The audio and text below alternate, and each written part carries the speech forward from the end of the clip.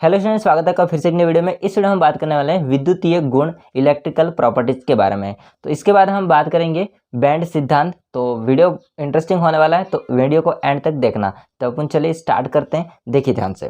दोस्तों, विद्युतीय गुण इलेक्ट्रिकल प्रॉपर्टीज होता है। इसमें ठोस जो होते हैं उनको चालकता के आधार पर, मतलब कौन चालक है कौन अचालक है, उसके आधार पर, चालकता के आधार पर ठोसों को 3 वर्गों में वर्गीकृत किया गया है।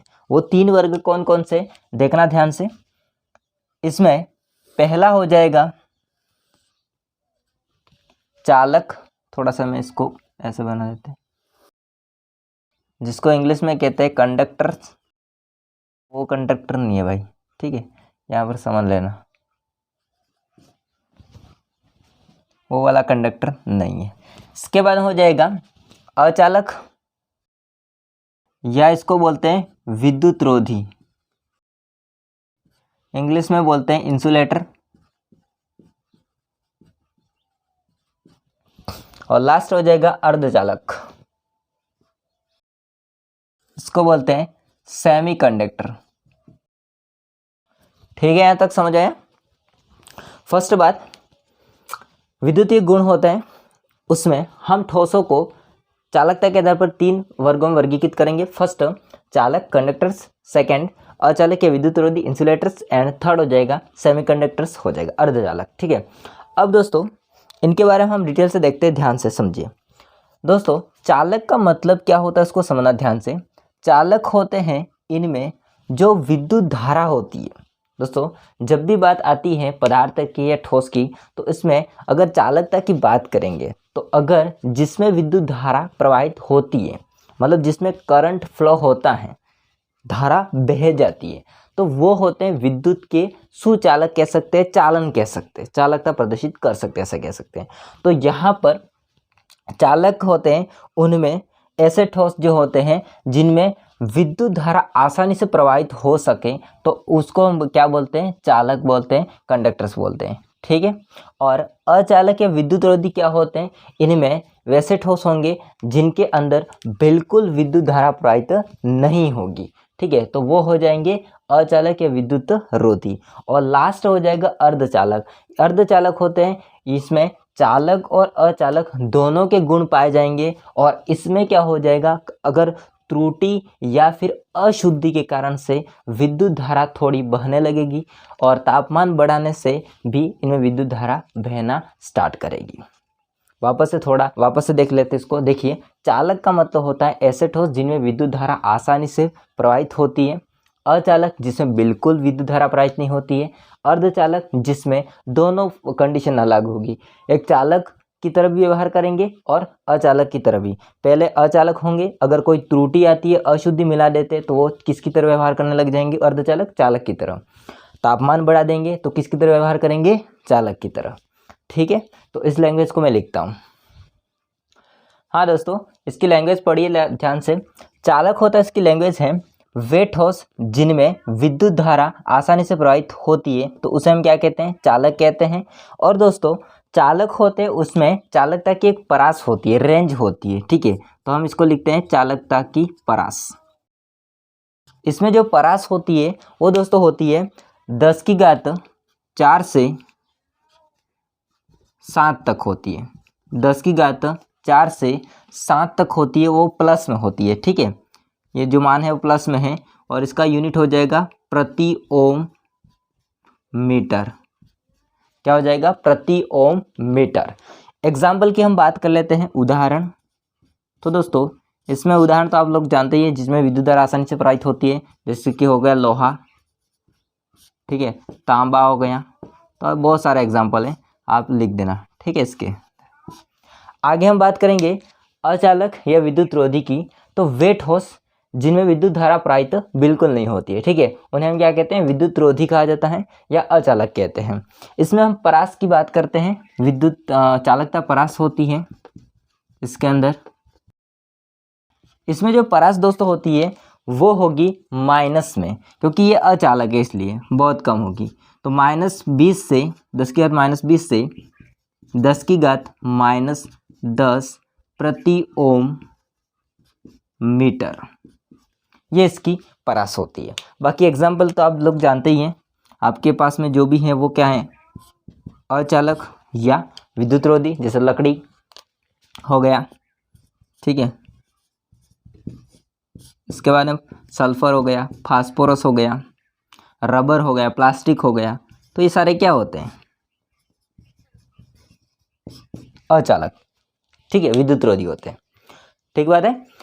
अर्धचालक की बात करते हैं तो अर्धचालक की डेफिनेशन है वे ठोस जिनकी चालकता होती है वो चालकों और विद्युतरोधी उनके मध्य की होती है, ठीक है। और इनमें चालकता जो होती है ना वो अशुद्धि एवं चालक में त्रुटि उत्पन्न होने के कारण से होती है। अगर चालकता आएगी तो वो या तो अशुद्धि मिलाने से आएगी, या फिर त्रुटि उत्पन्न होने से आएगी, या फिर ताप बढ़ाने से उत्पन्न होगी चालकता, ठीक है। नहीं तो फिर ये इन तीनों में से कोई नहीं होगा ना, तो वो किसकी तरह व्यवहार करेंगे, विद्युतरोधी की तरह व्यवहार करेंगे। लेकिन ये तीनों हो गए ना तो किसकी तरह व्यवहार करेंगे, चालक की तरह व्यवहार करेंगे, ठीक है। इसकी रेंज देख लेते हैं हम लोग। इसमें परास की अगर मैं बात करूं तो परास होती है 10 की घात 6 से -6 से 10 की घात 4 तक। कितनी होती है, 10 की घात -6 से 10 की घात 4 तक। ये हो जाएगा प्रति ओम मीटर, ठीक है। बात रही इसके एग्जाम्पल की, उदाहरण हो जाएगा सिलिकॉन और जर्मेनियम। इसको बोलते हैं सिलिकॉन, इसको बोलते हैं जर्मेनियम। आप लोग अभी तो 12वीं में आ गए इसलिए सिंबल समझ सकते हो, ठीक है। 11th वाले होंगे तो उसके लिए पूरा लिखना पड़ता है, और आप 12वीं में तो आपने 11 में पढ़ा होगा और सारणी। तो ये है सिलिकॉन, ये है जर्मेनियम, ठीक है। तो ये क्या हो जाएंगे, अर्धचालक के एग्जाम्पल। दोस्तों इनके बारे में हम बैंड सिद्धांत में और ज़्यादा उसके बारे में पढ़ेंगे, डिस्कस करेंगे इसके बारे में डिटेल से, ठीक है, सिलिकॉन और जर्मेनियम के बारे में। तो ओके, इतना समझ आया। अब हम बात करते हैं चालक जो होते हैं वो दोस्तों दो प्रकार के होते हैं। ये कितने प्रकार के होते हैं, 2 प्रकार के चालक होते हैं। वो कितने प्रकार के होते हैं, 2 प्रकार के। फर्स्ट इसमें हो जाएगा, इसका फर्स्ट हो जाएगा धात्विक चालक, इसको इंग्लिश में बोलते हैं मेटेलिक कंडक्टर्स, ठीक है।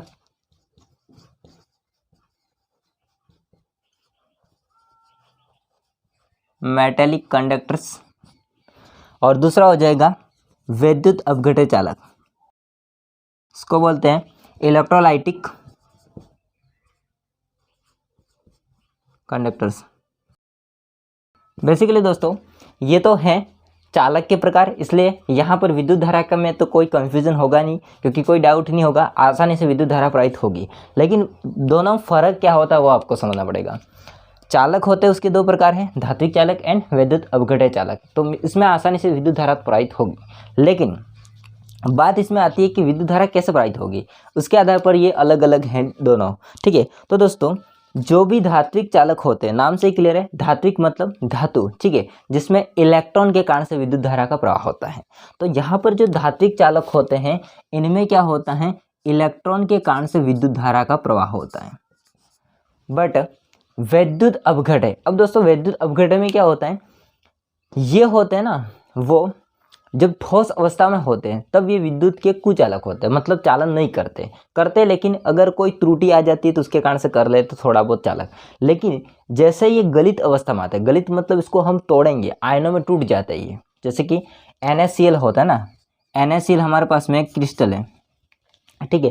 तो जब वो ठोस अवस्था में होता है तो वो कुचालक होता है, लेकिन जैसे ही वो टूट जाएगा Na+ में और Cl- में, तो ये फिर क्या करेगा, विद्युत का चालन करेगा। मतलब इसमें आयन बनने से विद्युत का चालन करेगा, विद्युत धारा प्रवाहित होगी। तो इसमें हम लिख सकते हैं कि ये ठोस अवस्था में कुचालक या त्रुटि के कारण से थोड़ा बहुत चालन होता है, और गलित अवस्था में या उसके विलयन में ये क्या होता है, विद्युत का चालन करता है। बात रही कि विद्युत अपघट्य चालक होता है, उनमें आयनों के कारण से विद्युत धारा का प्रवाह होता है, ठीक है। इसको लिखता हूँ मैं। हाँ दोस्तों, इसकी डेफिनेशन को और मैंने बढ़ाई है थोड़ी, देखिए ध्यान से।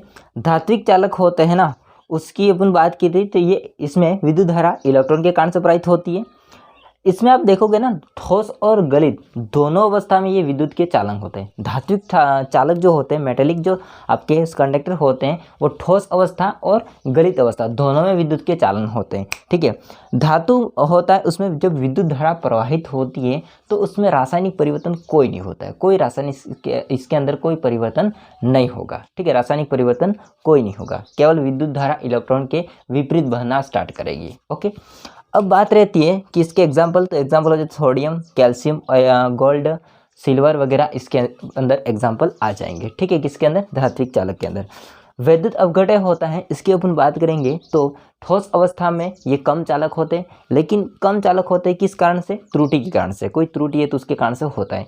दोस्तों त्रुटियाँ क्या होती है वो मैंने पढ़ा चुका हूँ, इसलिए आपको बताने की जरूरत नहीं है। ठीक है, और गलित अवस्था में ये क्या करते हैं? चालन करते हैं, बिल्कुल करेंगे, क्योंकि आयनों में टूट जाएंगे और ये आयनों की गतिशीलता के कारण से विद्युत धारा का प्रवाह होता है, ये चालन करते हैं। ठीक है, विद्युत के इसके एग्जाम्पल होते हैं कॉपर और सिल्वर। ठीक है, कॉपर और सिल्वर, Cu और Hg हो जाएगा। तो दोस्तों ये था टॉपिक जो चालकता के आधार पर ठोसों के 3 प्रकार होते हैं वो। अब यहाँ से इनके बारे में किस तरह से, क्यों होता है, कैसे होता है विद्युत धारा का प्रवाह, ठीक है, उसके बारे में डिटेल से अगर देखना है तो इसके सारे के बारे में हम पढ़ेंगे बैंड सिद्धांत पे।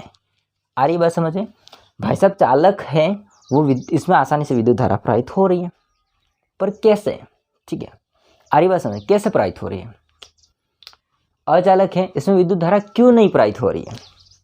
अर्धचालक है, इसमें प्रवाहित हो भी रही है और नहीं भी हो रही है। ऐसा क्यों होता है, कैसे होता है, क्या कारण है?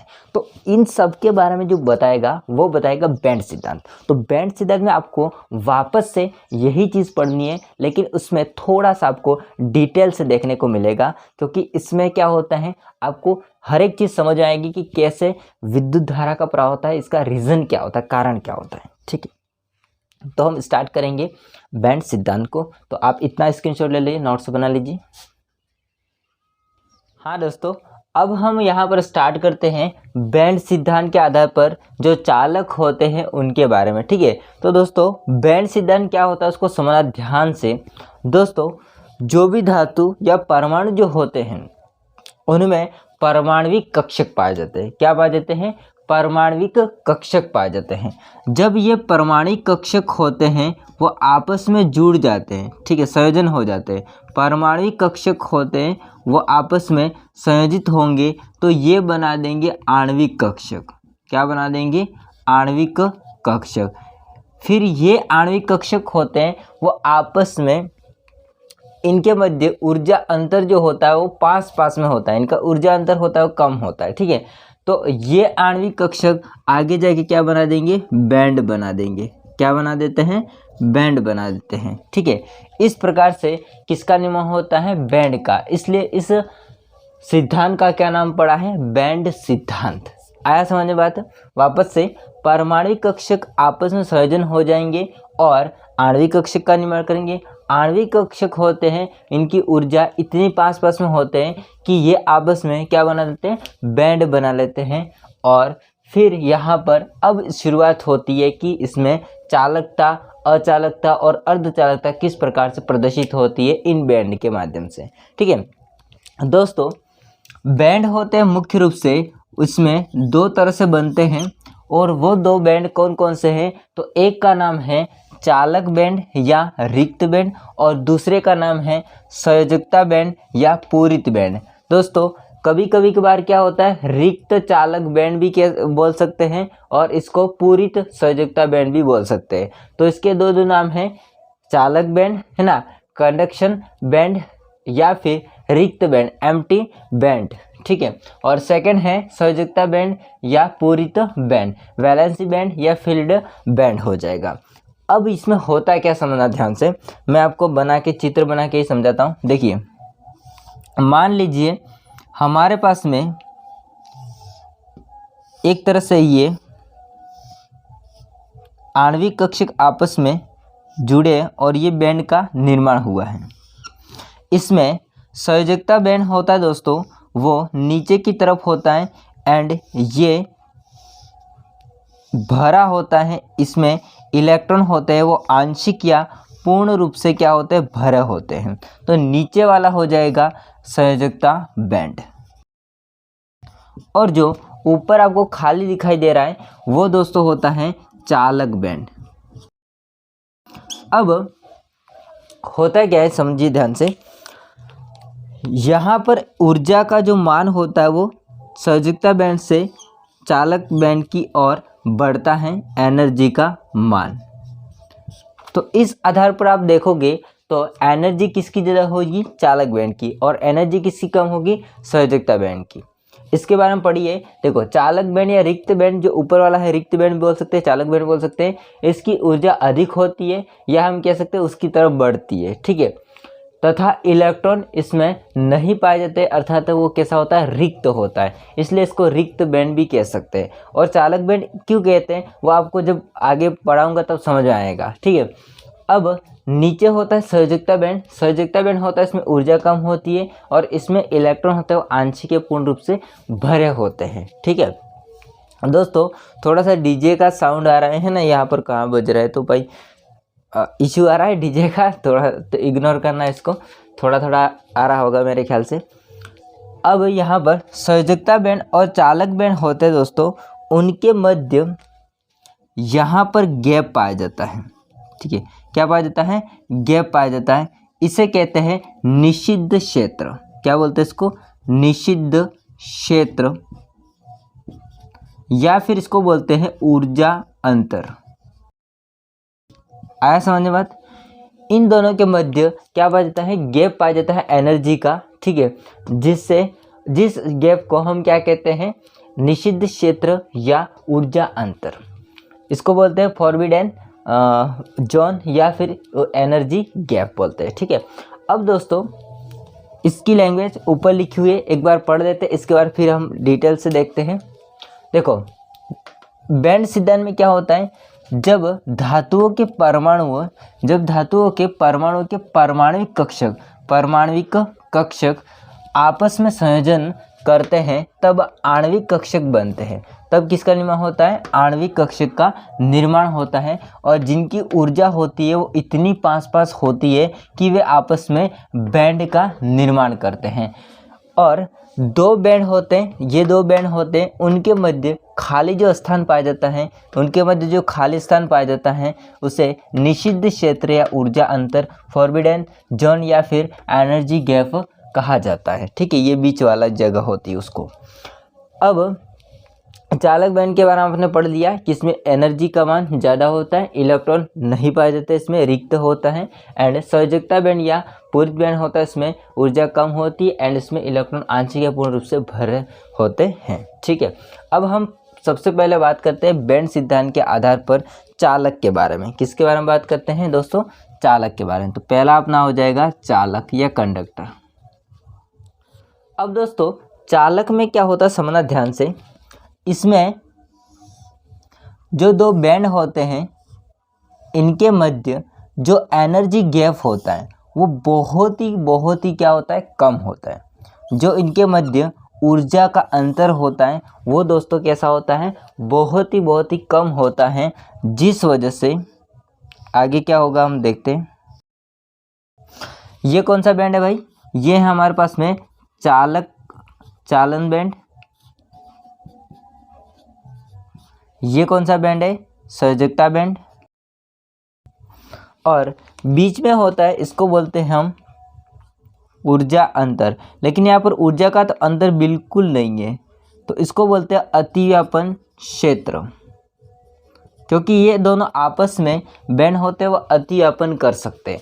अतिव्यापन का मतलब ओवरलैपिंग, ठीक है, क्योंकि इनके मध्य जो गैप होता है बहुत ही कम होता है। हालांकि मैंने दिखाने के लिए थोड़ा ज़्यादा बनाया है, लेकिन यहाँ पर इनके मध्य जो गैप होता है वो कैसा होता है, बहुत ही कम होता है। तो जिस कारण से संयोजकता बैंड और चालन बैंड होता है आपस में अतिव्यापन कर सकते हैं, और संयोजकता के जो इलेक्ट्रॉन होते हैं वो आसानी से चालक बैंड में प्रवेश कर सकते हैं, और जिसके कारण से इसमें क्या होता है, चालक में विद्युत धारा बहना स्टार्ट करती है, ठीक है। विद्युत धारा प्रवाहित होती है और ये विद्युत के कैसे होते हैं, चालन होते हैं, ठीक है।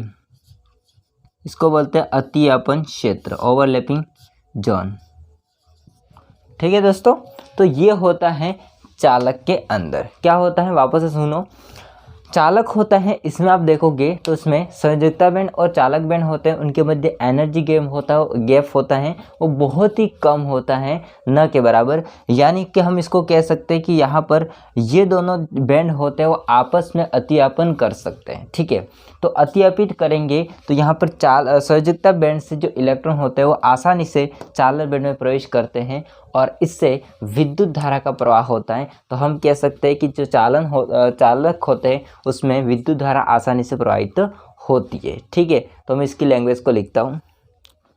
हाँ दोस्तों, इसकी लैंग्वेज से देखिए, यदि बैंड आंशिक रूप से भरा हो, ठीक है, यदि बैंड होता है वो आंशिक रूप से भरा हो, नीचे वाले की बात करें, संयोजकता बैंड की बात करें, अथवा यह बैंड यानी कि संयोजकता बैंड होता है वो एक उच्च रिक्त, ऊपर वाली रिक्त चालकता बैंड के साथ में वो अतिव्यापित या अतिव्यापन करता है, तो इलेक्ट्रॉन होता है वो आसानी से वो क्या करता है, प्रवाहित होता है, ये प्रवाहित होते हैं। तो क्या होता है, प्रवाहित होने से धातु विद्युत की चालन हो जाती है। मतलब आप सोचिए कि कहीं भी अगर इलेक्ट्रॉन प्रवाह होता है तो विद्युत धारा प्रवाहित हो जाएगी उसके विपरीत। ठीक है, तो ये होता है ओके चालक बैंड सिद्धांत के आधार पर। अब बात कर लेते हैं दोस्तों अचालक की। हाँ दोस्तों, अब इसमें समझिए ध्यान से, अचालक या विद्युत रोधी में क्या होता है। इसमें आप देखोगे तो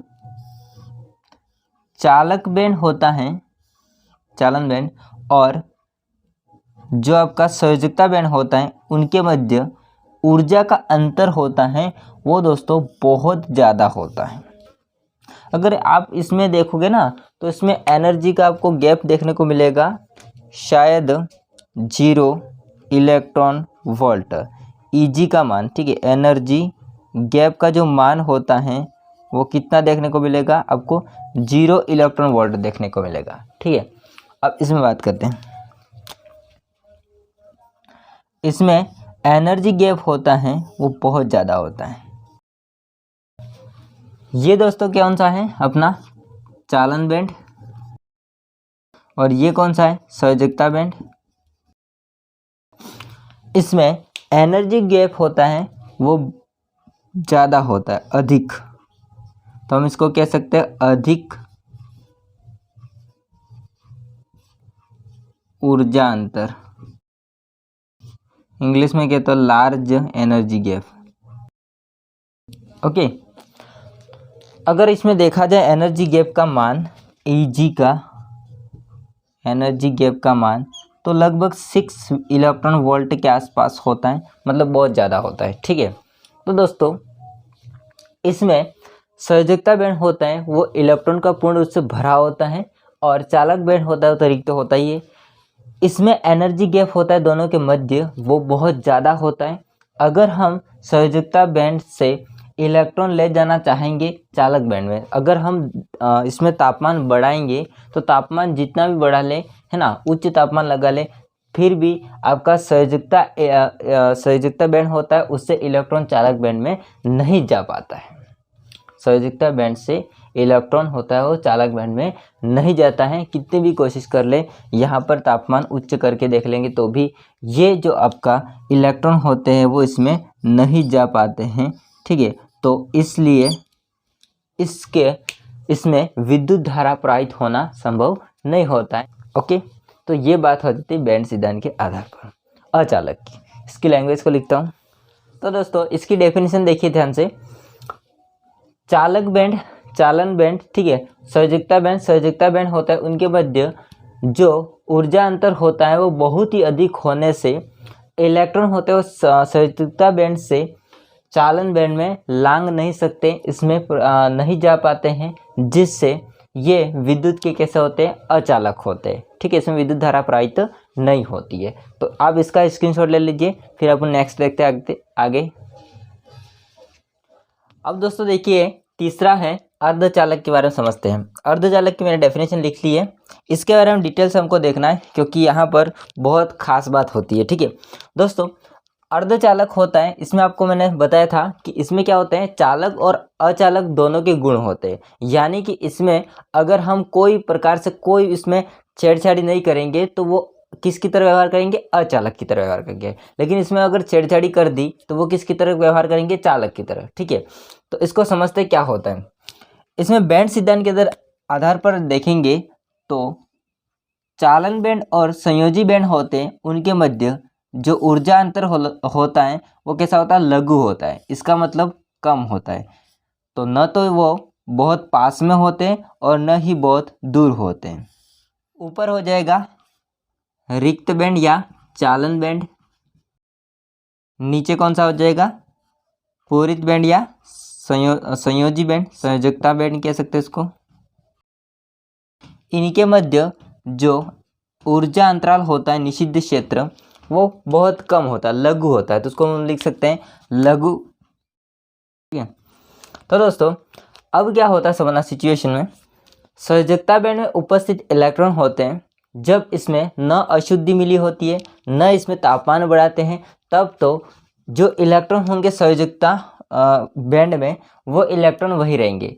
तब ये किसकी तरह व्यवहार करेंगे, अचालक की तरह। लेकिन जैसे इसमें अगर अशुद्धि मिला दे या फिर तापमान को बढ़ा दे तो यहाँ पर जो इलेक्ट्रॉन होते हैं इनकी ऊर्जा बढ़ जाती है। जो संयोजकता बैंड में उपस्थित इलेक्ट्रॉन होते हैं उनकी ऊर्जा होती है वो बढ़ जाती है, और ये इलेक्ट्रॉन होते हैं वो क्या करते हैं, रिक्त बैंड या चालन बैंड में प्रवेश कर जाते हैं। और जब भी इलेक्ट्रॉन संयोजकता बैंड से चालन बैंड में प्रवेश करते हैं तो विद्युत धारा बहना स्टार्ट हो जाती है। ठीक है, तो वही बात है इसके अंदर।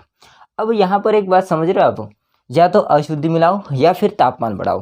अब तापमान अगर कोई काम है हमको, है ना, अर्धचालक होता है, इसको प्रायोगिक औद्योगिक रूप में इसको काम लेते हैं, तो हमेशा तापमान तो बढ़ा नहीं सकते।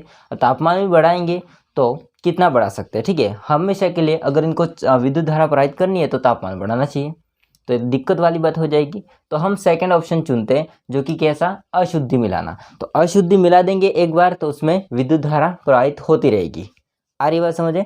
तो तापमान वाला कंडीशन होता है वो काम नहीं करेगा लंबे टाइम पर, और जो अशुद्धि वाला होता है वो काम करेगा। तो फिर हमारे पास में जो अर्धचालक होते हैं उनमें अशुद्धियाँ मिला करके अलग अलग प्रकार से बनाए जाते हैं, जिसमें एन टाइप और पी टाइप वगैरह आ जाएंगे। ठीक है, इसकी लैंग्वेज को पढ़िए ध्यान से। इनमें चालन बैंड व संयोजकता बैंड होते हैं, उनके मध्य ऊर्जा अंतर एनर्जी गैप होता है वो कम होता है, जिससे कुछ इलेक्ट्रॉन होते हैं वो चालन बैंड में लांघ जाते हैं और अल्प चालकता दिखाते हैं। ये कब होता है, जब त्रुटि उत्पन्न होती है, अशुद्धता इसके अंदर मिली होती है तब। ठीक है, यहाँ पर समझे, थोड़ी बहुत बात करें, त्रुटि उत्पन्न होती है तब। आगे बात कर लेते हैं। तापमान बढ़ाने से इलेक्ट्रॉन की ऊर्जा होती है वो बढ़ जाती है, और अधिक मात्रा में इलेक्ट्रॉन होता है वो चालन बैंड में जा सकते हैं, अर्थात ताप बढ़ने के साथ साथ ही अर्धचालकों की चालकता होती है बढ़ती है।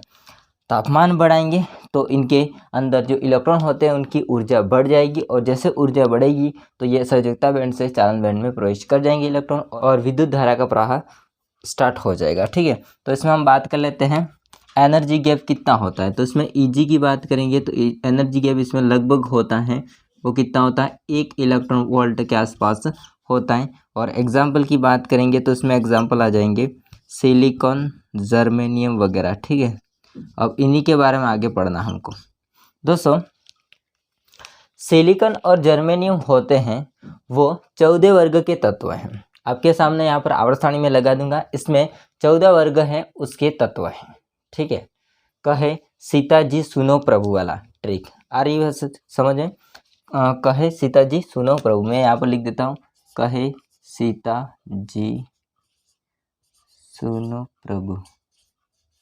ठीक है, ये कौन सा वर्ग है, 14 वर्ग। ठीक है, 14 वर्ग होता है। इसमें बात करेंगे अगर हम संयोजकता इलेक्ट्रॉन की, तो इसमें अंदर सभी के अंदर संयोजकता इलेक्ट्रॉन होता है 4। मतलब ये किसी के साथ में 4 बंध बना सकते हैं, किसी अन्य के साथ में कितने बंध बना सकते हैं, 4 बंध बना सकते हैं। तो आपका सिलिकॉन और जर्मेनियम होता है, उनके संयोजकता इलेक्ट्रॉन की बात करते हैं तो वो कितने होते हैं, 4। सिलिकॉन और जर्मेनियम होता है, इनको औद्योगिक रूप में इसको प्रयोग किया जाता है। इसके लिए ये महत्वपूर्ण अर्धचालक होते हैं। परंतु यहाँ पर दिक्कत तब आती है जब आपके सिलिकॉन और जर्मेनियम होते हैं वो किसी अन्य सिलिकॉन या जर्मेनियम के साथ में बंध बनाते हैं तो आपस में चतुस्संयोजी के माध्यम से जुड़े होते हैं, यानी कि चार चार सहसंयोजक बंध बनाते हैं। 4 इलेक्ट्रॉन होते हैं, मैं आपको बताता हूँ। देखो, सिलिकॉन होता है, उसके ऊपर कितने इलेक्ट्रॉन हैं? 4। ये इलेक्ट्रॉन, ये तो सिलिकॉन का आई लिखा है, ठीक है। ये इलेक्ट्रॉन है, ये इलेक्ट्रॉन है, ये इलेक्ट्रॉन है और ये इलेक्ट्रॉन है, ठीक है। जब भी उसके पास में कोई अन्य सिलिकॉन आएगा उसके पास भी कितने हो जाएंगे? 4। आ रही बात समझे? फिर ऊपर भी सिलिकॉन आएगा उसके पास भी 4 होंगे, इधर भी सिलिकॉन आएगा इसके पास भी 4 होंगे, और नीचे भी सिलिकॉन आएगा उसके पास भी कितने हो जाएंगे? 4 हो जाएंगे।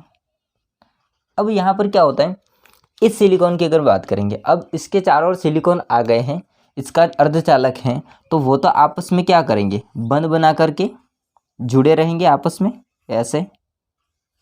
अगर मैं बात करूँ, साइड वाले को छोड़ देते हैं हम लोग, बीच वाले की बात करूँगा, तो बीच वाले में अब कोई मुक्त इलेक्ट्रॉन नहीं रहता है।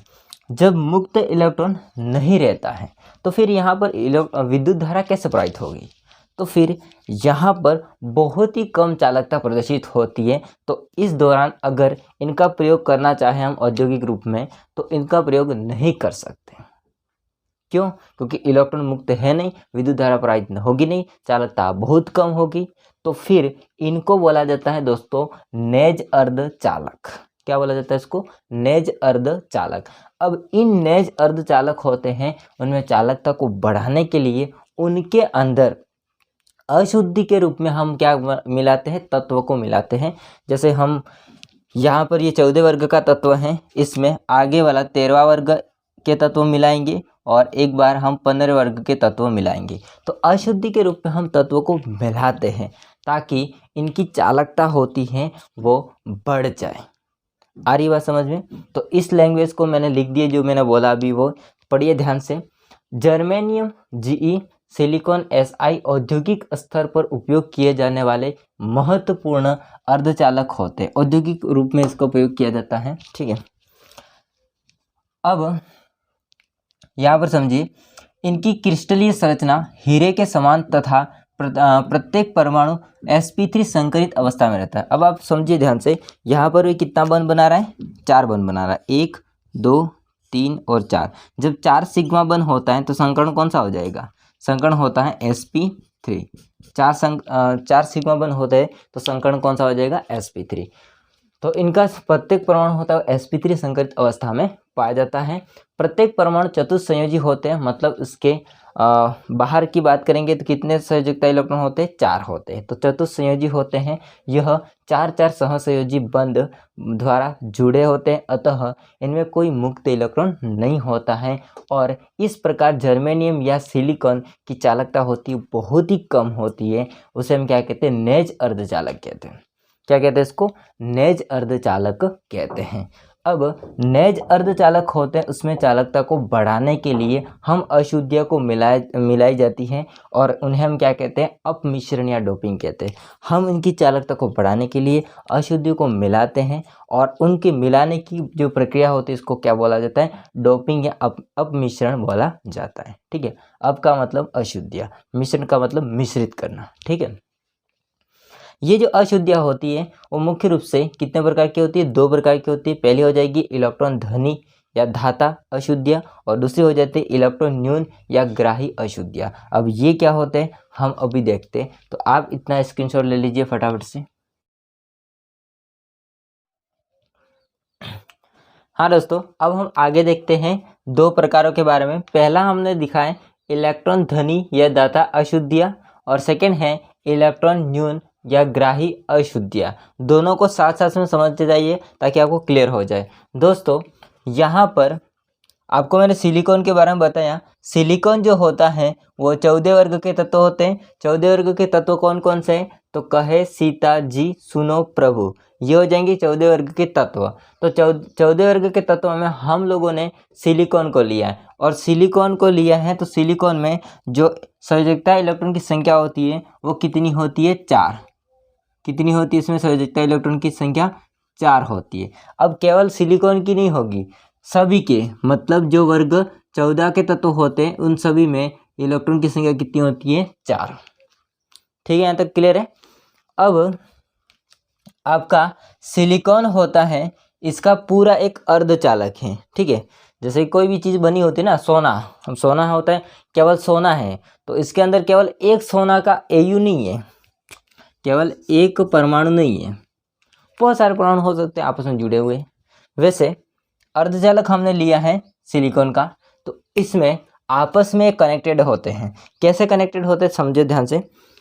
आपका एक सिलिकॉन होता है, वो दूसरे सिलिकॉन से क्या करता है? साझा करता है और सहसंयोजक बंध बनाता है। तो ये बना दिया, इसके बाद में ये इससे बना देगा, इसके बाद में ये इलेक्ट्रॉन होता है इससे बना देगा, ये इलेक्ट्रॉन होता है इससे बना देता, साझा कर लेगा। इस प्रकार से संपूर्ण इलेक्ट्रॉन, जो चारों के चारों इलेक्ट्रॉन होते हैं, सिलिकॉन होता है उसके ऊपर भाई साहब कितने इलेक्ट्रॉन होते हैं? 4 इलेक्ट्रॉन होते हैं। वो चारों के चारों इलेक्ट्रॉन होते हैं वो सहसंयोजक बंध के माध्यम से जुड़े होते हैं। मतलब सहसंयोजक बंध कितने बनेंगे? 4। ठीक है, यहाँ तक क्लियर है। इसको समझते हैं।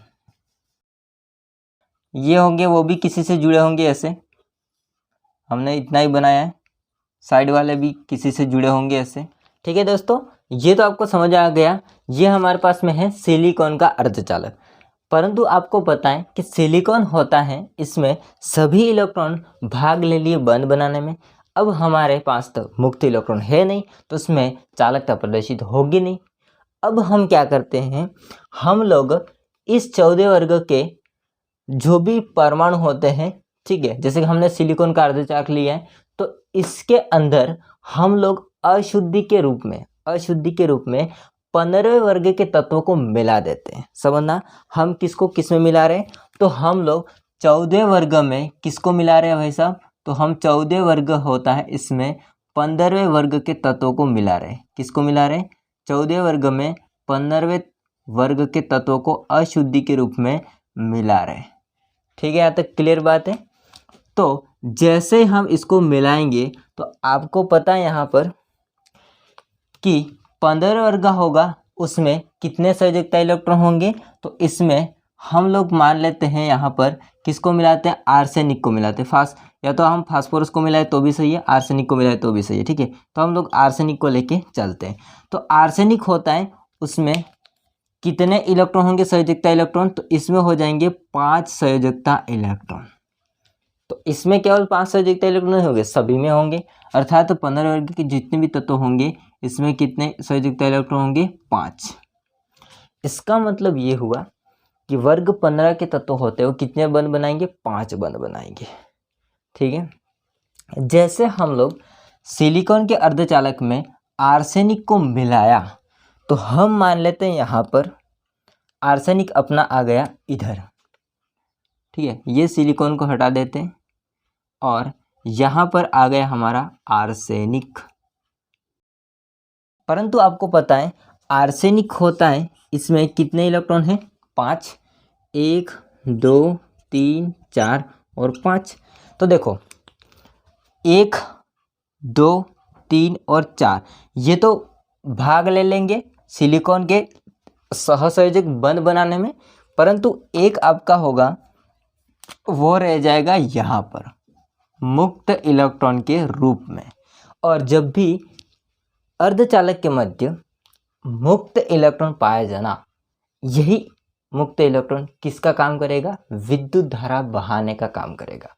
तो इससे यहाँ पर इस अर्धचालक में अब होगा वो अशुद्धि के कारण से क्या हो जाएगा? विद्युत धारा प्रवाहित होगी। और विद्युत धारा भी किसके कारण से प्रवाहित हो रही है? तो इलेक्ट्रॉन के कारण से, मुक्त इलेक्ट्रॉन के कारण से। और दोस्तों मुक्त इलेक्ट्रॉन होता है, वो कैसा होता है? नेगेटिव। कैसा होता है? नेगेटिव। और जब इलेक्ट्रॉन नेगेटिव होता है, इसलिए इस प्रकार के जो अर्धचालक होते हैं उनको हम कहते हैं एन प्रकार के अर्धचालक।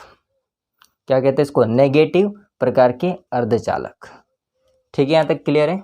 तो ये है अपना, इसको यहाँ पर लिख देता हूँ मैं। ठीक बात है, ओके। अब इसके लैंग्वेज को पढ़ लीजिए ध्यान से।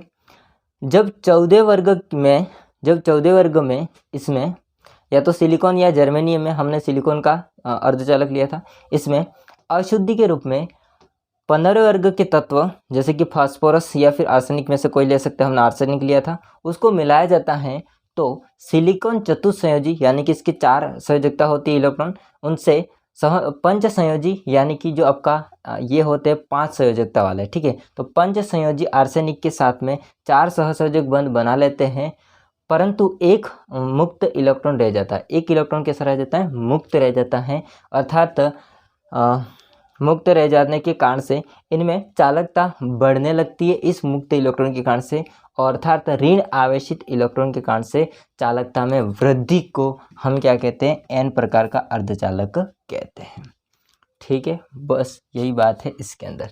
अब इसको समझते हैं। सेम चीज़ इसमें भी आ जाएगी कि आपका सिलिकॉन होता है, उसकी चतुस्संयोजकता होती है, यानी कि 4 इलेक्ट्रॉन होते हैं संयोजकता इलेक्ट्रॉन। अब ये आपस में इस प्रकार से सभी कनेक्टर रहेंगे। तो जब पहले वो कनेक्टर रहेंगे तब तो वो किसकी तरह व्यवहार करेंगे? कुचालक की तरह व्यवहार करेंगे, ठीक है। तो मान लीजिए ये अपने पूरे कनेक्टर रहेंगे अपने आपस में। ओके दोस्तों, यहाँ पर सभी आपके जो इलेक्ट्रॉन होते हैं या सिलिकॉन होते हैं वो आपस में इस प्रकार से कनेक्ट रहते हैं। तब तो यहाँ पर ये कुचालक की तरह व्यवहार करेंगे, जैसे मैंने यहाँ पर पहले बताया वैसा ही। अब क्या होता है, हम लोग 14 वर्ग होता है यानी कि सिलिकॉन का अर्धचालक लिया है, इसके संयोजकता इलेक्ट्रॉन कितने होते हैं? 4, और इसमें अशुद्धि के रूप में अब की बार हम 13वें वर्ग के तत्व को मिलाते हैं। 13वें वर्ग के तत्व कौन से होते हैं? तो बैगन, आलू, गाजर इन थैला। इसमें हम लोग या तो हम एल्यूमिनियम को मिलाएं या फिर हम गैलियम को मिलाएं। तो यहाँ पर हम लोग 13वें वर्ग के तत्वों को 14वें वर्ग में मिलाते हैं। अब यहाँ पर सुनना, इसमें संयोजकता इलेक्ट्रॉन की बात करेंगे तो इसमें आ जाएंगे संयोजकता इलेक्ट्रॉन 3। कितना आ जाएंगे? 3। जैसे हम लोग सिलिकॉन के अर्धचालक में हम एल्यूमिनियम को मिलाते हैं, सिलिकॉन के अर्धचालक में हम लोग किसको मिलाते हैं? एल्यूमिनियम को मिलाते हैं। मान लीजिए यहाँ पर है एल्यूमिनियम, हमने इसको मिला दिया है, ये है एल्यूमिनियम। आपको पता है एल्यूमिनियम होता है, उसके बाह्यतम कोश में या उसके पास कितने संयोजकता इलेक्ट्रॉन है? 3, ठीक है। एक हम इसको नीचे बना देते हैं ऐसे।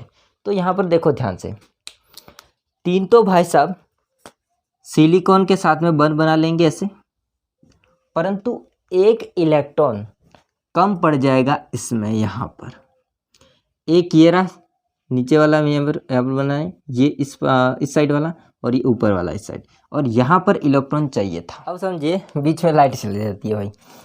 यहाँ पर एल्यूमिनियम होता है, वो सिलिकॉन के साथ में 3 बंध तो बना लेगा, लेकिन जब बारी आएगी चौथा बंध बनाने के लिए, पर इस एल्यूमिनियम के पास तो 3 ही इलेक्ट्रॉन है और कहाँ से लाएगा, ठीक है। तो यहाँ पर क्या होता है, इसके पास इलेक्ट्रॉन नहीं होने के कारण से इसमें बन जाती है यहाँ पर रिक्तिका।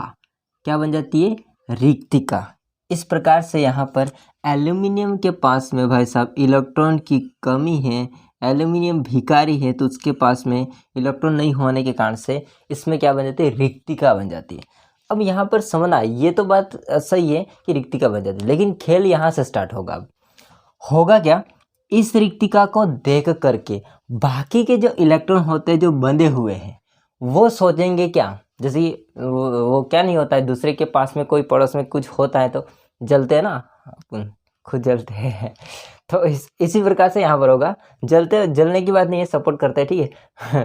तो यहाँ पर क्या होता है, जैसे यहाँ पर रिक्तिका बनी है तो पास के इलेक्ट्रॉन जो होते हैं वो इस रिक्तिका को पूर्ण करने के लिए ये कोशिश करेंगे यहाँ आने की, लेकिन जैसे यहाँ पर आने की कोशिश करेंगे तो इनके पास वापस से इलेक्ट्रॉन कम हो जाएगा, तो वापस वहाँ पर रिक्तिका बन जाएगी, और फिर वहाँ पर रिक्तिका बनेगी तो उसको पूर्ण करने के लिए उसके पड़ोस का इलेक्ट्रॉन उसको रिक्तिका को पूर्ण करने के लिए आएगा, तो उसकी मूल स्थान पर, मूल जगह पर क्या हो जाएगी? रिक्तिका बन जाएगी।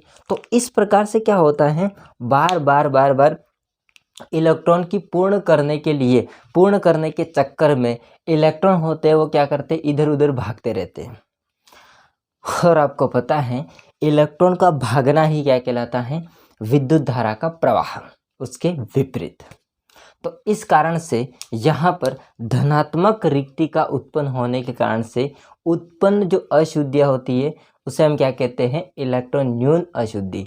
अब यहाँ पर बात आती है धनात्मक, क्यों बोला मैंने, क्योंकि यहाँ पर इलेक्ट्रॉन की कमी है, और जब इलेक्ट्रॉन की कमी होती है तो उसको हम क्या कह सकते हैं, धनात्मक ही कह सकते हैं ना। तो यहाँ पर क्या बन जाती है, धनात्मक रिक्तिका बन जाती है, ठीक है, पॉजिटिव हो जाएगा यहाँ पर।